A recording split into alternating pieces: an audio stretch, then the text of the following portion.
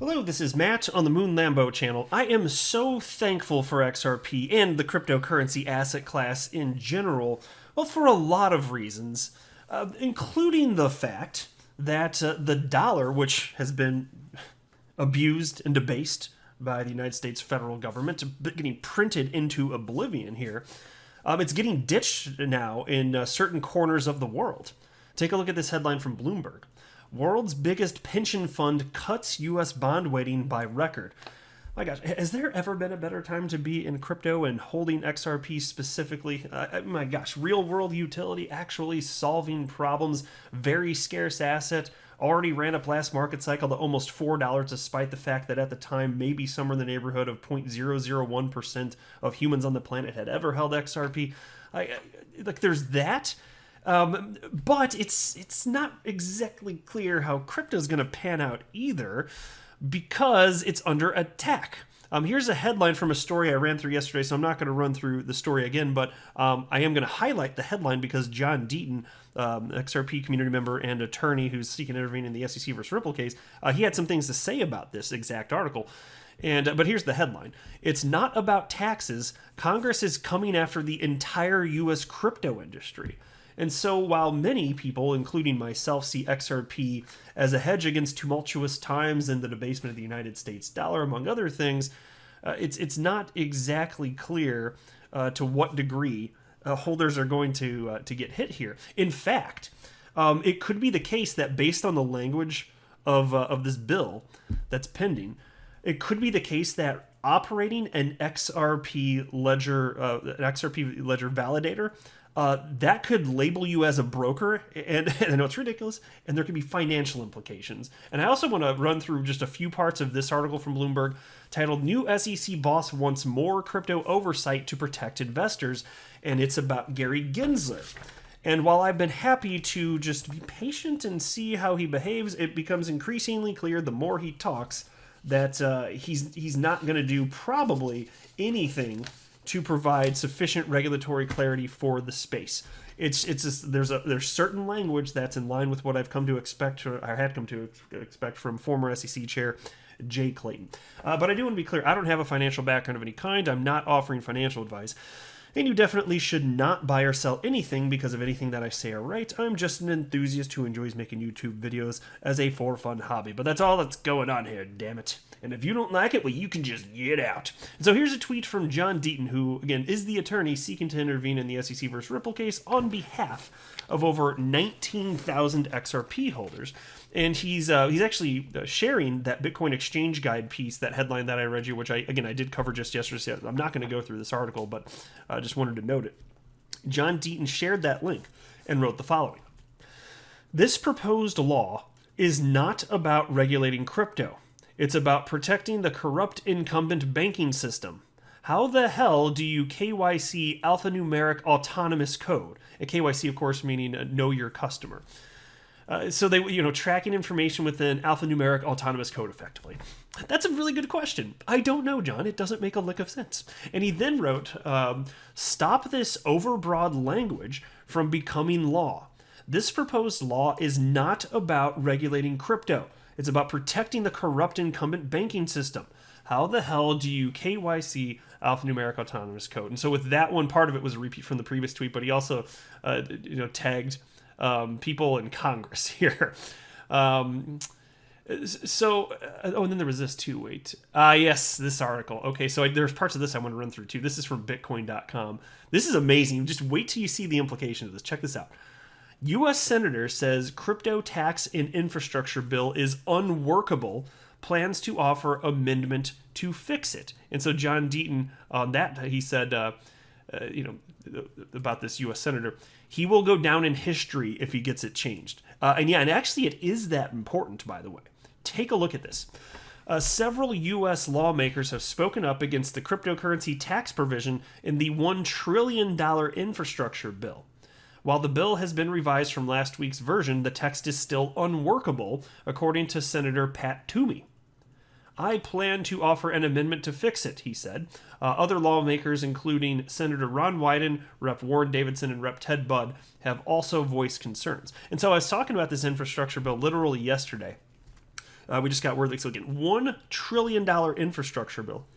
So it's supposed to be infrastructure based, right? Roads, bridges, so on and so forth, all that, building infrastructure. But somebody's pet interest, crypto, got thrown in here because they see it as a tax opportunity. And then if you're against an infrastructure bill, my gosh, you know what that would mean from a political perspective. The optics of being against an infrastructure bill. This is supposed to be bipartisan, right? Both the left and the right harmoniously coming together, holding hands, kumbaya, all that crap. But if you're against it because there's nonsense in it, that's a harder message to get out. And so yes, nonsense having to do with crypto getting thrown in at the last minute in an attempt to accumulate, I think it was estimated at $28 billion in taxes. So it's the government trying to get more money while damaging the crypto asset class in the process, and they just don't give a damn. And this, again, this would, and I'll show you how, this would specifically impact people that are running XRP validators, for sure. I mean, as close to sure as can be. I'll show you why I say that, though. But anyway, the piece continues.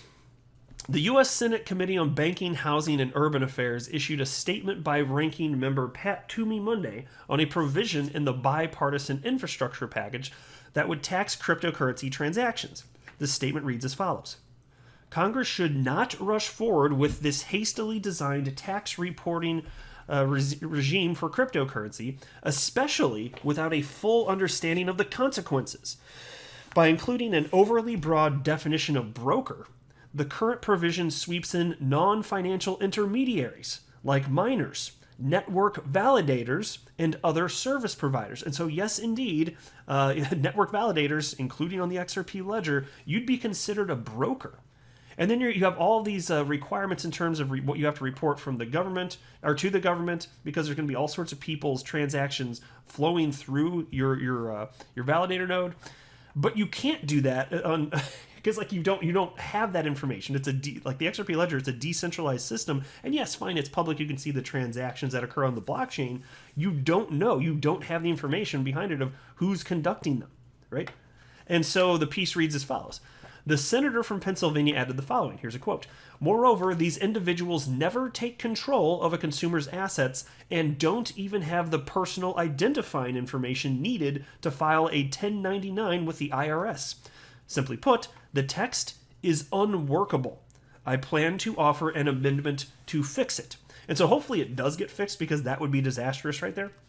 But on top of that, there still are the tax implications. And so even if you're just going after brokers, and it doesn't mean that directly XRP holders, when they sell, get hit with an additional tax beyond what's already in place, like I've been saying the last couple days, just don't forget the federal government, which is flush with cash, which keeps upping the debt ceiling. It's up to just an insane number of times, I think 78 times. They're asking for more money, which means that they're asking for you to do with less money, but they never have to spend within their means. Like, when does the government have to do with less? Never. Like, you just don't see that here. But so what would happen here is even if you're an XRP holder and this would not result directly as a tax increase, if it's hitting the infrastructure, it will hit you. It all rolls downhill.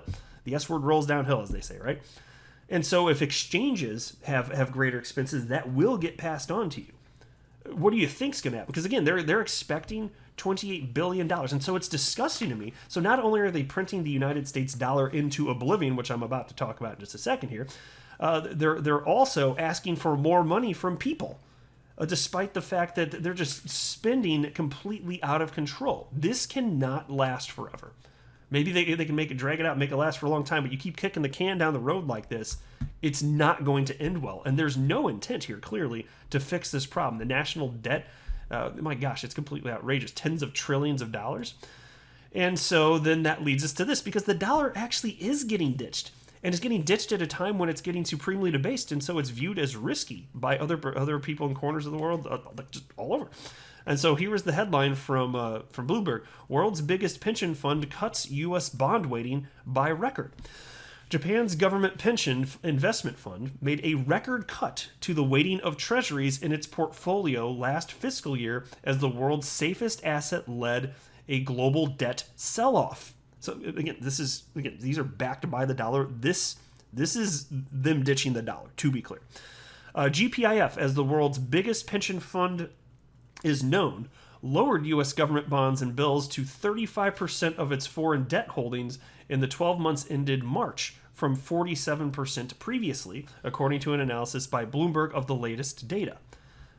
It kind of speaks for itself. And so you've got this, and then you've got the United States, which is freaking out about, I know they are. There are certain people, I understand why, freaking out about the idea of the the United States dollars being replaced as global reserve by a cryptocurrency, which, by the way, is perfectly plausible. It's very plausible. I don't know if it's going to happen, and if it for sure, and if it does happen, it doesn't mean it's even going to happen within my lifetime. I don't think the dollar is going away anytime soon, but this is a real threat. And so that's why the government, as much as they may see it as a threat, it's better to try and navigate these waters and have an influence rather than just restrict or reduce adoption and innovation within the United States. Like, that would be more disastrous, because this technology is still here. So it's kind of like, do you want to have a guiding hand, or you just want to say no and then let the rest of the world do it? Because it's happening either way, period. It's just going to happen.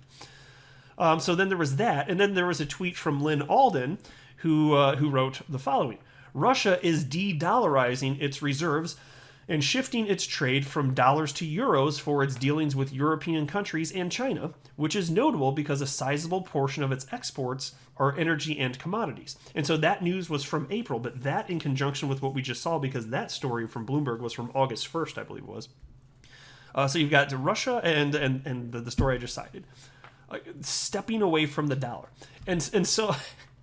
It is appealing being diversified and being in this crypto asset class as a hedge against tumultuous times, and it's just, as you continue to see the dollar debased, it increasingly makes sense here.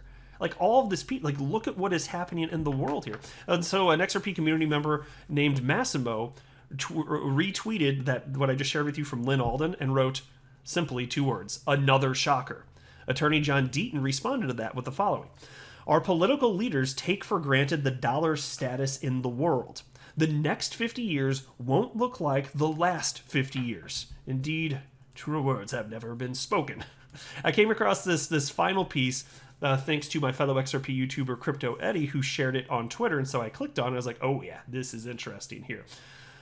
Take a look at this. This is the headline from Bloomberg. New SEC boss wants more crypto oversight to protect investors. Well, I'll tell you what, I'm so thrilled with what the SEC has done in protecting me as an XRP holder by attacking Ripple and claiming that XRP is a security. And then they say that they're not claiming XRP is a security, when clearly the wording of their legal complaint against Ripple indicates that they are arguing that XRP is a security, like, by its nature of existing. It really grinds my gears, folks. And so I highlighted, if you print this thing up, and I highlighted a few parts I just want to share with you. Excuse me. Gensler has asked Congress to pass a law that could give the agency the legal authority to monitor crypto exchanges, but he says the SEC's powers are already broad. There's been much discussion over the years about which kinds of digital assets fall under the SEC's purview. Some, such as Bitcoin, that act like currencies, are considered commodities, not securities. But there are thousands of other coins, and Gensler believes most are unregistered securities that must comply with SEC rules. See, but even that doesn't flesh this out sufficiently, and I was kind of irritated reading that. It's like, the truth of the matter is that anything can be sold as an investment contract, as a security, but the fact that something exists, just the nature of existing, that does not make it a security. Bitcoin, widely accepted in the world of crypto to not be a security, could be packaged and sold as a security. So could XRP.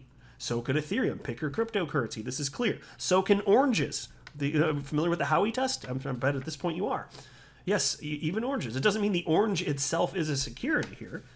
And something, my gosh, so then they start talking about commodities, not securities. It's not, well, the SEC, I mean, I'm willing to bet that they'll argue that even if something is a commodity, that it can also be a security. And so, like, the way that this is all worded, it doesn't make a lick of sense to me, and it's certainly not indicating that there's going to be any sort of clarity coming down the pike soon. No, none at all. And then the piece continues. Hester Peirce, a Republican commissioner on the SEC, known for her advocacy of light touch regulation of digital assets, says she's eager to work with Gensler. And here's a quote. A lot of people just want more clarity, end quote. And then she also said, I come from a perspective that people should have the maximum freedom to engage in transactions they want to engage in voluntarily. Society needs to have that discussion about what is the right regulatory framework, end quote. Exactly. So she's hitting the nail on the head, but this is not the messaging that we're getting from Gary Gensler. Most certainly not. And then there's this. Behind the scenes, Gensler has pushed the agency's staff members to take a look at an array of potential policy changes. He says there are at least 7 SEC initiatives looking at different crypto issues. And take a look at this. Look at this list. This is quite the laundry list. Initial coin offerings, trading venues, lending platforms, decentralized finance, stable value coins, custody, and ETFs and other coin funds. And here's a quote. I've asked the staff to use all of our authorities anywhere we can. That's a quote from Gary Gensler. And so those are all the things that they're going to be attacking.